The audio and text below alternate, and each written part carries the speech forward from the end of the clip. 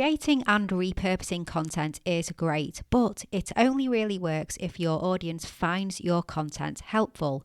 So how do you find out what they care about the most and what they really want solutions for? Well, you ask them. Listen on for 8 really effective ways to ask your audience what they want and how to repurpose their answers into valuable content.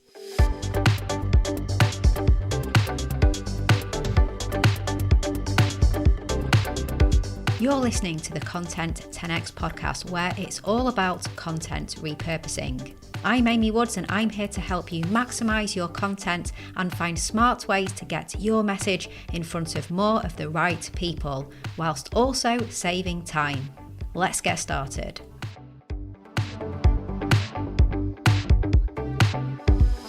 Hello and welcome back to the Content 10x podcast. I'm Amy Woods, the founder of Content 10x, and in this episode, I'm going to be talking about 8 ways that you can ask your audience what they want, so you can repurpose their answers into hugely valuable content that meets them exactly where they're at. Now, like I said in the introduction, as content marketers, we always want to be creating great content and, of course, great repurposed content as well. And we must always ensure that our content is closely aligned with our audience's needs. If we're not giving our audience what they want or what they need, then we are going to be in a constant uphill battle when it comes to growing our audience and boosting engagement. We're putting all the time in, but it's just not clicking and the ROI isn't there. So how do we ensure that we are talking specifically to our audience and giving them what they want? Well, as I said, the simple answer is to ask them. There are loads of different ways to do this and loads of different channels to do this on. So in this episode, I'm going to cover why it's important to involve your audience in your content planning, 8 ways to ask them what they want, and what to do when they answer. Now, before I get to the main content, just to mention, have you checked out the Content 10x Repurposing Effectiveness Scorecard? If you want to find out how your content repurposing strategy and efforts compare to others and get specific tips and advice on how to improve, then look no further than our scorecard. It's free, it's 21 quickfire questions, and it takes around about 3 minutes. Just head to content10x.com/scorecard and see how you get on. Okay, as I was saying, in order to create content that our audience wants to consume and position ourselves as the leading authority that we want to be known for, we need to understand who our audience are, and we need to know what content we can create that will be really helpful to them. We need to do research, and that can involve actually asking them. This is so important because if we involve our audience, we create relationships and build a community, whilst positioning ourselves as someone or as the brand who is there to help. If our audience feels heard, they are more likely to engage, and an engaged and involved audience is more willing to move down the marketing funnel to that all-important final action stage. Another benefit is that if we know where some of our audience are, so not everyone, but where some of our audience are, and we get to know them and we manage to create content that solves the problems that they want us to solve, using the right tone and the right terminology that they respond to and resonate with, then we will attract a broader audience in doing so. We'll draw in all those ideal clients that didn't even know that we existed until we started to create content that's perfect for them.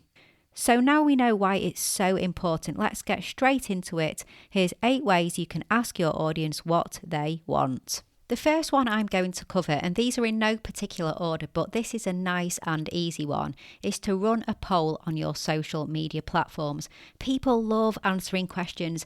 Everyone has an opinion and often aren't afraid to share it on social media, and it's called social media for a reason. So make the most of the social and interactive features on the platforms.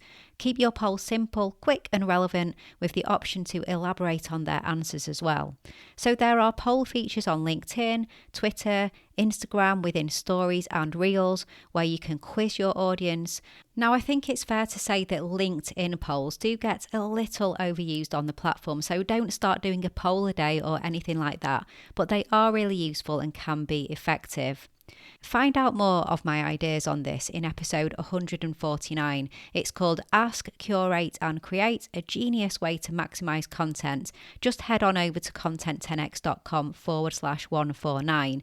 In that episode, I share how Jimmy Kimmel and Jimmy Fallon use social media to poll their audience and ask questions, and they build responses into their shows. So go check that one out.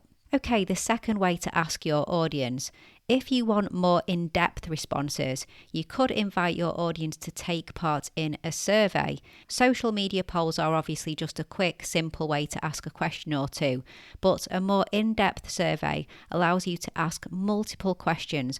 You can allow for different types of questions like multiple choice or longer free-form answers, and you can make the decision as to whether you want to gather data or not. And by that, I mean get names and email addresses so that you can gather leads and nurture them as well. So it's a really good idea to do that.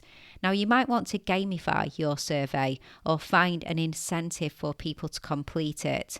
Our Content 10x Repurposing Effectiveness Scorecard, which I mentioned earlier, is a great example of a survey in a way. It's a scorecard, but it's very much like a survey. It's a win-win situation because not only do we get loads of useful insight from our audience, but we also provide them with something in return because our scorecard gives people really valuable tailored feedback that relates to their answers. You can find lots more about scorecard marketing in our episode called Content Repurposing for Scorecard Marketing. So do go check that out at content10x.com/257. And if you don't go the scorecard route, there's lots of great software out there that you can use for your surveys. So for example, start really simple with SurveyMonkey or just a good old Google form. So that's number 2, a survey. The third place to ask your audience what they want is in the groups that they are a part of. I did a podcast episode called 5 Ways to Dig for Content Gold. That was episode 261. And in it, I spoke about these groups more and how they are great for discovering what your audience wants. So head to content10x.com/261 for more on that. Now, when I talk about groups, there's Facebook groups, LinkedIn groups, private membership groups, Discord and Slack communities, all great places to ask your audience what they want. If you run the group, you have a lot of freedom, obviously, to jump in and ask the questions you want answers to as and when you need. If you're a member of someone else's group, so a group where your audience are and you are a member within that, then it's important to stick to the rules of the group and don't come across like you're obviously doing research for your own purposes, for your own content, or even worse, like you're selling. So basically, don't come across as divisive or self-serving. Group etiquette is the key here. You don't want to get kicked out, basically. That's not good for content ideas. You might get all the answers you need, actually, just by observing the conversations taking place without even asking too many questions. The fourth effective and more intimate way to reach out and speak to your audience is to arrange calls or one-on-one chats with a small subset of engaged people who you trust and who you know will provide the insight you are looking for. It sounds so obvious, but how often do you jump on a call with your existing customers or engaged members of your audience to find out what problems they have right now? Now, this isn't a high volume idea, but it's likely to glean quality and in-depth feedback. Number 5 is similar. You could consider running a focus group. This will also provide in-depth insight into your audience's wants and needs and the problems that they have and the help that they are looking for. If you go this route and you run a focus group, ensure that everyone invited has a clear understanding of what you want to cover during the session. Provide lots of space for discussion, be prepared to moderate it effectively so everyone isn't talking over each other, and you'll want to record the focus group so you can play it back and pick out all the key themes that emerge.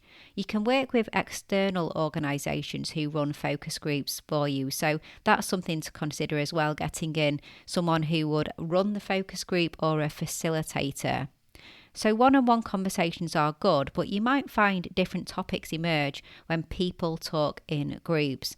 Similar to the survey and one-to-ones, you're asking for the time of others, so think about how you can incentivise and reward them for taking part. Number 6 is to run a live stream. Now, I know for some this might sound intimidating, but for others this is totally within your comfort zone, so you obviously need to go with what you think is best for you and your audience.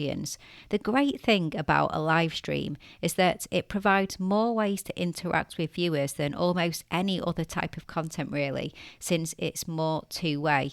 It's a one-to-many as well with no geographical limitations. You can run live streams on LinkedIn, YouTube, Facebook, Instagram. You could host a live space on Twitter if that's where your audience happen to be. Lots of options available. It depends on where your audience tend to be and the channels that you focus on.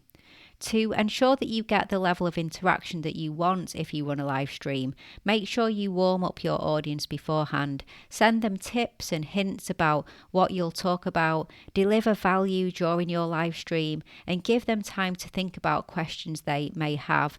Treat it like a conversation more than a formal presentation, and your audience will feel way more comfortable and perhaps then more willing to share. You could run live streams occasionally, maybe just annually or every once in a while, or you could make it a regular thing like running a weekly or monthly live stream. Then number 7, you could ask your email subscribers. Email marketing has so many benefits, but possibly one of the biggest is that it gives you a direct relationship with an audience, and that audience were already willing to give their email address to you and have you in their inbox every week or however often you email them. You don't have to be overly formal. You could just occasionally ask questions in your emails and invite a reply by just simply saying hit reply to this email and let me know what you think. For example, ask them what is the one thing that you are struggling with right now, or how about what is the biggest question you want answered right now. Then, as I said, encourage them to respond by replying to your email. And the people who reply to your email may just be the ones that you invite to jump onto a call with you for more of a one-to-one conversation. And remember, if you help them and they help you too, then this is a nice reciprocal arrangement. Other options are to include a poll or more in-depth survey. I've already covered this, and I mentioned you could use tools like SurveyMonkey or Google Forms, whatever works best for you. But then you could deliver this survey to your email subscribers, so that's another idea there. And then for number 8, it's a great idea to always ask at the end of your longer form content what your audience would like to see, hear or read about next. So what I mean by this is finish off a blog post or video or podcast episode by asking the question, thanks for showing up guys, I'd love to know what else you'd like me to cover. Please comment, tweet, email, give them a specific way that they can respond to that and make it easy for people to respond. Of course, it's important that you then respond and interact with the comments that you receive as well. Let your audience know that they are heard and how much you value their input. Now, of course, no Content 10X podcast episode would be complete without a repurposing angle, and I'm sure by now you know exactly what that is. But all of these responses, interactions, and suggestions from your audience are perfect repurposing material, providing you with exactly what you need to inform your content going forward. Our audiences grow and change over time, so we can never assume we know exactly what they want unless we ask. So there you have it. I really hope you enjoyed this episode. Now, if you're looking for help when it comes to content repurposing, our services at Content 10X may be just what you need. We provide a fully end-to-end, done-for-you video and audio repurposing service. Whether you have or want a weekly podcast or video show, run regular webinars, virtual events, thought leadership content, we can help.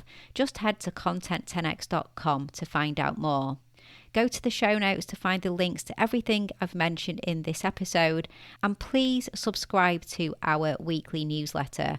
Become a Content 10X insider. Just go to content10x.com/newsletter, where you'll get weekly news, tips, repurposing advice, and more. We're at Content 10X on all the social media channels, so wherever you hang out, please do follow us there, and do connect with me on LinkedIn as well. I'm Amy Woods, founder of Content 10X, and when you connect, tell me that you listen to the podcast. That would be fantastic. And following on from what I said in this episode, of course, I'd love to know what you want to hear more of from me and the rest of the Content 10X team in our content. So please do let me know via any of our social media channels, or hit reply to our weekly email if you are a Content 10X insider. Okay, so that's a wrap. All that's left to say is thank you so much for listening, and I'll catch you in the next episode.